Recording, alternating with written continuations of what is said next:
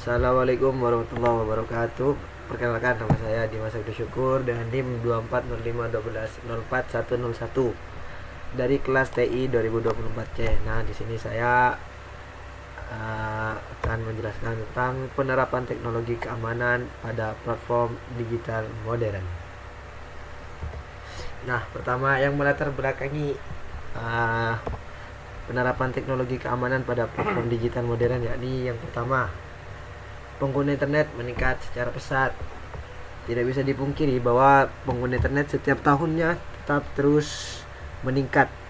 Jumlah pengguna internet ini terus meningkat, terus semakin banyak orang yang menyimpan data pribadi, foto, dokumen, dan uang secara online.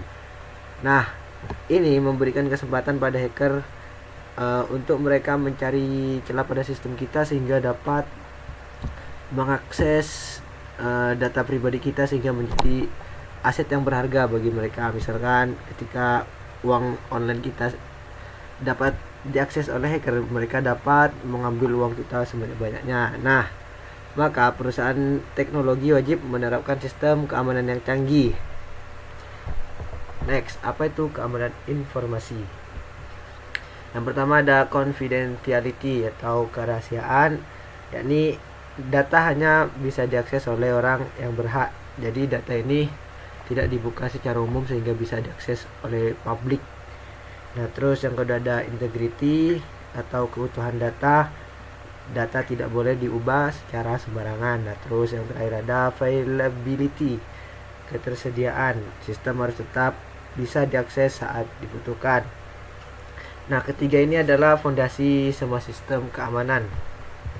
Nah, terus apa ancaman keamanan digital? Yang pertama ada phishing. Tentunya teman-teman sudah tahu bahwasanya phishing ini adalah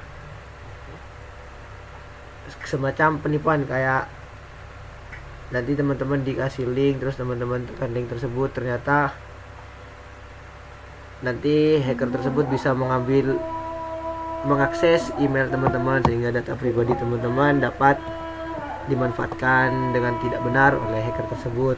Nah, yang kedua ada malware atau program jahat. Terus ketiga ada brute force attack.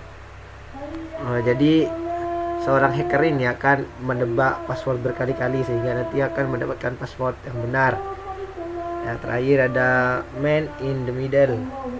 Nah, ini hacker dapat menyadap komunikasi kita. Oke, next. Nah, kita masuk ke login dan autentikasi sebagai salah satu sistem keamanan digital. Yang pertama, kita akan bahas keamanan login pada Gmail. Yang pertama ada password, terus two-step verification atau verifikasi 2 langkah. Nah, yang terakhir ada deteksi perangkat asing, atau nanti jika ada perangkat yang login menggunakan akun Gmail teman-teman,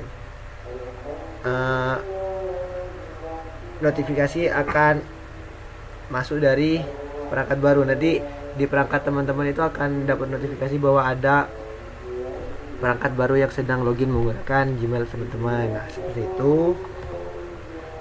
Untuk teknologi di balik Gmail sendiri ada 2FA, two factor authentication, terus ada OTP dan risk based authentication. Nah, OTP sendiri teman-teman sudah tahu, biasanya berisi 6 digit angka unik atau mungkin bisa huruf dan sebagainya.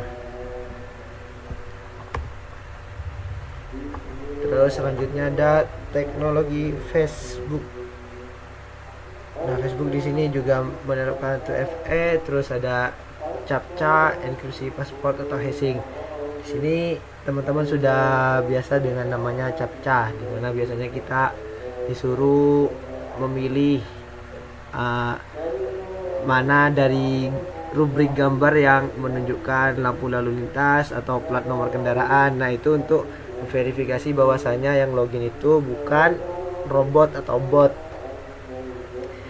Nah, itu ada enkripsi password, hashing. Jadi nanti misal password teman-teman, akun Facebook teman-teman atas nama Dimas. Nah, terus diberi password 1234. Nah, nanti di data itu tidak akan tertulis 1234 karena Tentunya jika terdapat kebocoran data akan dapat dimanfaatkan dengan sangat jahat oleh hacker-hacker yang meretas data tersebut. Jadi password tersebut dienkripsi menjadi simbol-simbol random.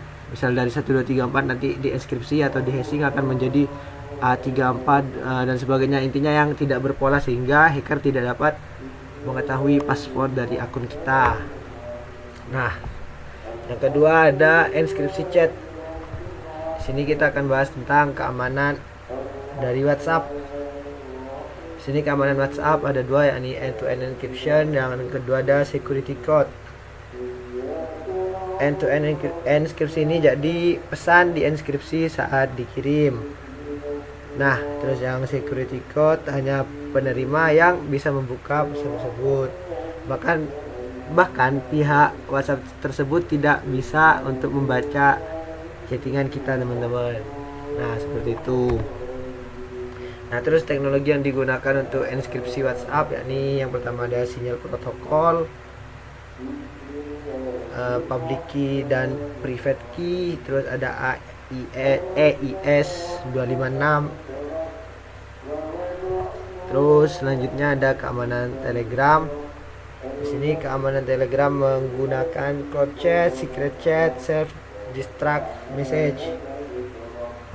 Kemudian kita akan membandingkan enkripsi antara WhatsApp dan Telegram, di mana WhatsApp menggunakan default end-to-end. Telegram dia hanya menggunakan secret chat. Jadi Telegram ini hanya menyembunyikan chat kita saja. Lanjut ke bagian OTP dan e-commerce. Nah, jadi kita akan membahas OTP pada Tokopedia. Nah, di Tokopedia sendiri menggunakan OTP untuk login, transaksi, terus untuk perubahan data penting. Nah, nantinya OTP ini akan dikirim melalui SMS, email. Oh, cuma dua, SMS dan email. Apa WhatsApp enggak ya? Tapi kayaknya ini cuma dua deh, SMS sama email. Lanjut, teknologi OTP. Nah, jadi cara kerja OTP ini, OTP dibuat dengan algoritma matematika berbasis waktu atau time based OTP. Nah, kode hanya berlaku 30 sampai 60 detik. Jadi, jika teman-teman mendapatkan kode OTP terus teman-teman tidak gunakan dalam waktu 30 sampai 60 detik, nanti ketika teman-teman menggunakan maka kode OTP itu sudah tidak valid lagi, udah agak berlaku lagi. Jadi teman-teman harus meminta kode OTP yang baru. Oke, lanjut OTP pada Shopee. Nah, OTP pada Shopee ini digunakan saat teman-teman login perangkat baru, terus transaksi Shopee Pay, terus ada juga penarikan dana.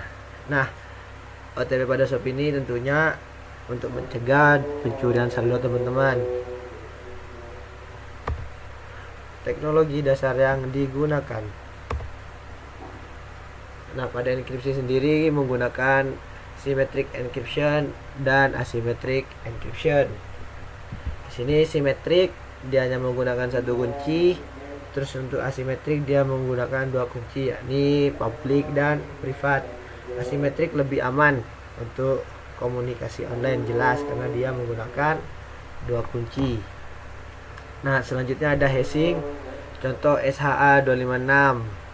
Nah, seperti yang sudah dijelaskan tadi, bahwasanya hashing ini akan merubah data kita ke dalam bentuk yang tidak berpola gitu, teman-teman. Misal tadi password kita Dimas 1234, nanti ketika di hashing Dimas 1234 ini akan berubah menjadi susunan kata, huruf, simbol yang random yang tidak memiliki pola, sehingga memperkuat keamanan data kita. Oke, selanjutnya ada SSL atau TLS. Nah, di sini ada 3, TTPS, terus sertifikat digital, dan enkripsi komunikasi. Nah, TTPS menggunakan SSL atau TLS untuk mengenkripsi data antara browser dan server. biasanya teman-teman di browser itu ada logo gembok. Nah, jika ada logo gembok tersebut artinya koneksi aman. Nah, kemudian ada captcha seperti yang sudah dijelaskan tadi. Jadi captcha ini berfungsi untuk membedakan antara manusia dan bot. Jadi dikhawatirkan yang mengisi data itu bot, makanya ketika kita login atau melakukan transaksi pada sebuah aplikasi yang menggunakan captcha, nanti kita akan disuruh milih manakah dari gambar tersebut yang menunjukkan zebra cross atau yang menunjukkan plat nomor mobil. Nah, itu supaya memverifikasi bahwa yang login atau yang menggunakan itu adalah manusia. Nah, terus kemudian yang terakhir, teknologi dasar yang digunakan adalah biometric authentication. Biometric authentication contohnya itu ada dua yang umum, yakni fingerprint dan face recognition. Fingerprint sendiri yakni menggunakan sidik jari, biasanya teman-teman gunakan pada saat menyalakan HP. Nanti kan otomatis jika teman-teman setting fingerprintnya on atau aktif, nanti teman-teman membuka HP menggunakan sidik jari teman-teman yang telah didaftarkan. Nah, kemudian ada face recognition, yakni akan men-scan muka, apakah muka orang yang menggunakan itu sama dengan muka yang didaftarkan. Jika sama, maka dia akan melanjutkan program. Jika tidak, dia akan tidak akan bisa membuka program yang diinginkan. Nah, kemudian teknologi lanjutan yang digunakan salah satunya yakni AI. AI sangat berfungsi dalam sistem keamanan digital. Kenapa seperti itu? Karena AI dapat mendeteksi login aneh, terus dapat mendeteksi spam, juga dapat mendeteksi fraud detection. Jadi biasanya kan ada login yang tidak biasa tuh, terus ada juga spam, sama ada transaksi yang mencurigakan. Nah, ya ini akan belajar dari pola perilaku pengguna. Jika ternyata AI merasa halo ini kok tidak sama seperti pengguna saya gitu loh. Nah, AI akan mendeteksi tersebut sebagai mungkin login aneh atau spam, atau bisa jadi transaksi mencurigakan. Nah, kemudian teknologi lanjutan ada multi factor authentication (MFA). Jadi multi dari bahasanya saja sudah dapat kita ketahui bahwasanya multi berarti ada lebih dari satu. Kita menggabungkan password, OTP, biometrik. Tentunya ini akan membuat keamanan data kita semakin kuat karena karena ya kayak gemboknya gak hanya satu gitu loh, kita punya gembok lebih dari satu. Password ini kan sesuatu yang kita tahu, terus OTP sesuatu yang kita punya, terus biometrik ini sesuatu yang kita banget lah, kayak fingerprint itu kan unik, setiap orang memiliki fingerprint yang berbeda, dan mungkin face recognition juga. Nah, kemudian yang terakhir ada zero trust security. Jadi zero trust security ini dia tidak percaya siapapun, terus dia akan meminta untuk verifikasi terus menerus. Nah, kemudian kita masuk ke risiko dan kelemahan. Yang pertama, risiko dari OTP yakni SIM swipe attack. Jadi nomor dapat diambil alih. Terus social engineering, korban nanti akan diminta memberi OTP ke penipu. Biasanya ini terjadi melalui telepon gitu, atau penipuan di bank-bank teman-teman. Nanti teman-teman akan ditelepon terus kayak kegendam atau kehipnotis gitu, tanpa sadar teman-teman akan memberikan kode OTP teman-teman kepada penipu tersebut. Nah, terus kemudian ada resiko password lemah. Banyak di antara kita yang membuat password itu yang penting mudah diingat gitu. Kayak misalnya yang umum itu kita membuat password menggunakan ulang tahun kita, misalkan tanggal 11 bulan Februari 2010. Nah, seperti itu teman-teman. Itu merupakan salah satu risiko dari keamanan data kita. Nah, kemudian yang terakhir yakni pentingnya edukasi pengguna. Nah, setelah kita mengetahui tentang bagaimana sistem keamanan digital ini, kita dapat mengedukasi orang-orang di sekitar kita supaya jangan klik link sembarangan, terus jangan bagikan OTP, dan juga gunakan password yang unik. Jika bisa, password ini diganti setiap 1 bulan sekali atau 3 bulan sekali supaya tidak usang. Yang terakhir, analisis, ini tren keamanan masa depan. Tren keamanan masa depan ini salah satunya ini passwordless login, terus kemudian ada biometrik penuh, yang ketiga ada blockchain security. Nah, kesimpulannya, teknologi keamanan sangat berkembang. Jadi tiap tahunnya atau tiap beberapa tahun itu ada sistem keamanan yang baru yang semakin kuat. Nah, MFA dan enkripsi adalah standar. Kemudian pengguna tetap faktor utama dari keamanan tersebut. Mungkin cukup sekian dari saya yang bisa saya sampaikan. Kurang lebihnya saya mohon maaf atas perhatiannya. Saya ucapkan terima kasih. Assalamualaikum warahmatullahi wabarakatuh.